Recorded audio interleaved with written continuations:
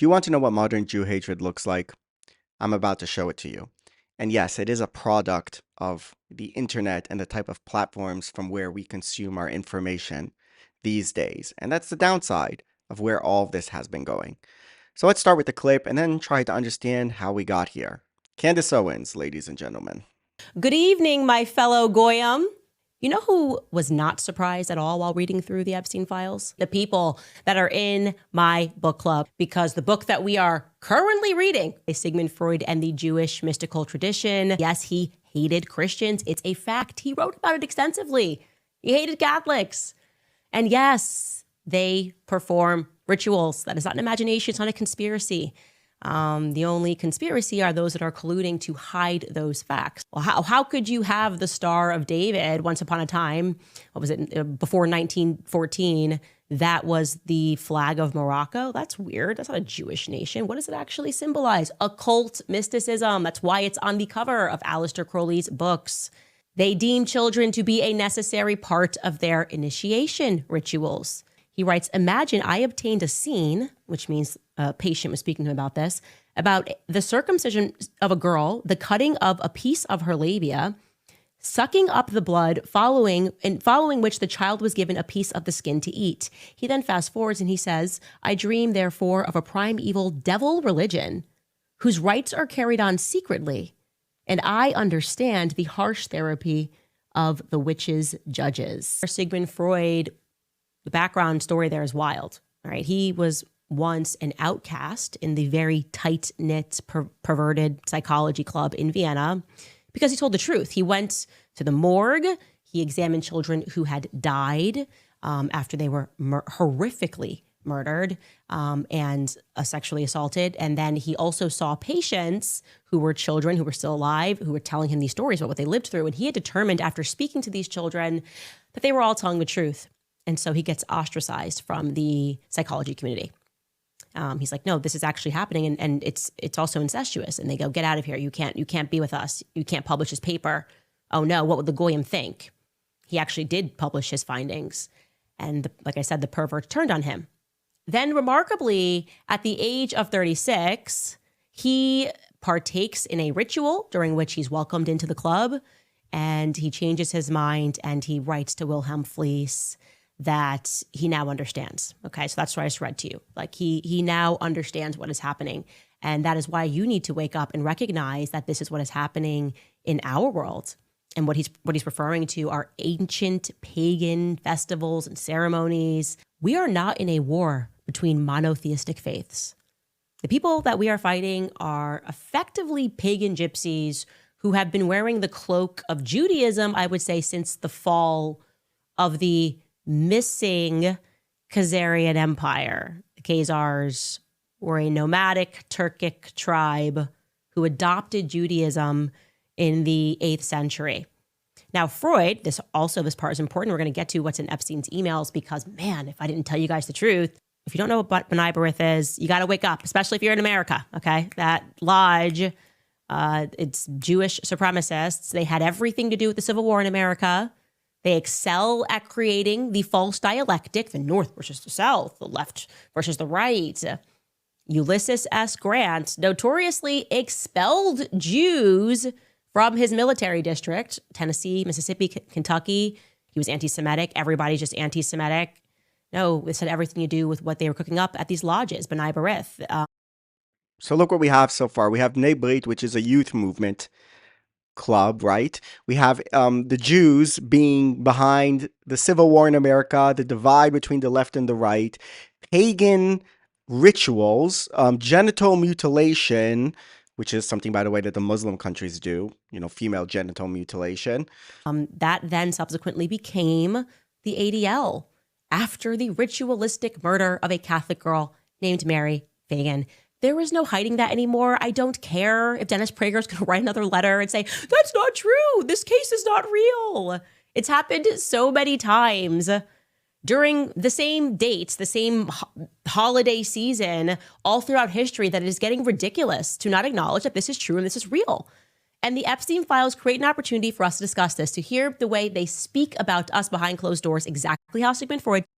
So what she's talking about is of course, the famous blood libel, which is that the Jews murder Christian children and drink their blood on Passover, something that never happened, something that many Jews have been killed and scapegoated for throughout history. And apparently it's connected to Jeffrey Epstein, according to Candace Owens. Spoke.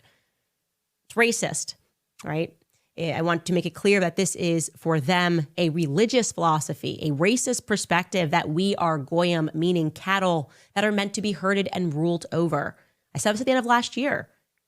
I said this is how I am being treated because I don't listen to them. Hence their psychotic, obsessive, and frankly, their evil manner in which they have confronted me simply trying to move on in my life after realizing I don't want to work for Zionist psychopaths. I just don't want to do that if that's cool. To them, that's akin to a buck that won't break. How dare you? They feel as maybe you or I would feel if an animal beat us at a game of chess. That's what it feels like when Candace is just like, peace, I'm out, and her life is not subsequently ruined and over. And they will keep publishing things and calling me names. Everything she's saying is an anti-Semitic conspiracy until the emails drop. And Jeffrey Epstein, who worked on behalf of the Rothschilds, according to him, he wrote that in an email, the Rothschilds who credit themselves with having created which nation state? Oh, right, Israel. Israel, the same nation state that is having a bunch of women say that they were ritualistically abused in a forest by rabbis.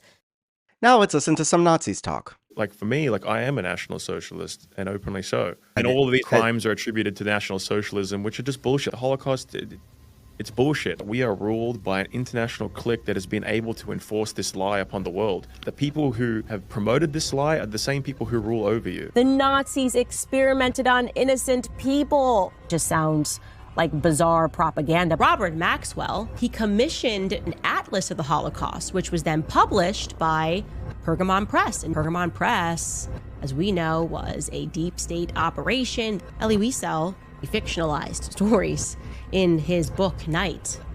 With him, they're establishing educational books related to the Holocaust. They published all of our textbooks growing up to teach Americans what exactly? The Jews who control America, because they don't want anything like National Socialism ever to arise again. So they have to teach all the people of Western Europe that putting your country first is evil, that loving your own country is evil, and they start spreading, far left ideology, degeneracy, the entire ethos of the international order that gets erected after World War II. Which is a pedophilic, centric religion that believes in demons, it believes in child sacrifice, and it is the reason that we have the circumstances that we are in today. The issue with the Jews actually isn't even primarily their political power. It's the kind of spiritual condition of our culture and the influence that Jews have over us as a result of that. And they come over to America, and America was a young country. We were very susceptible to all of these things that, like you just said, that we didn't understand, like what's happened in this country, because we all recognize that something's not right.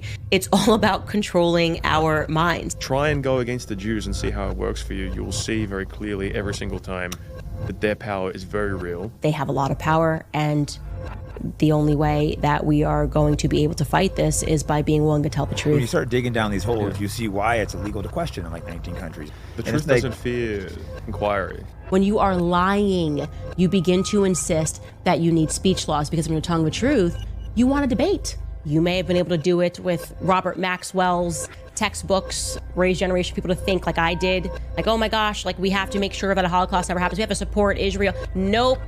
Now we are reading the books. We're learning about how you've executed this. You've blindfolded the entire world to what you are. And what I think you might be is possessed by a real demon.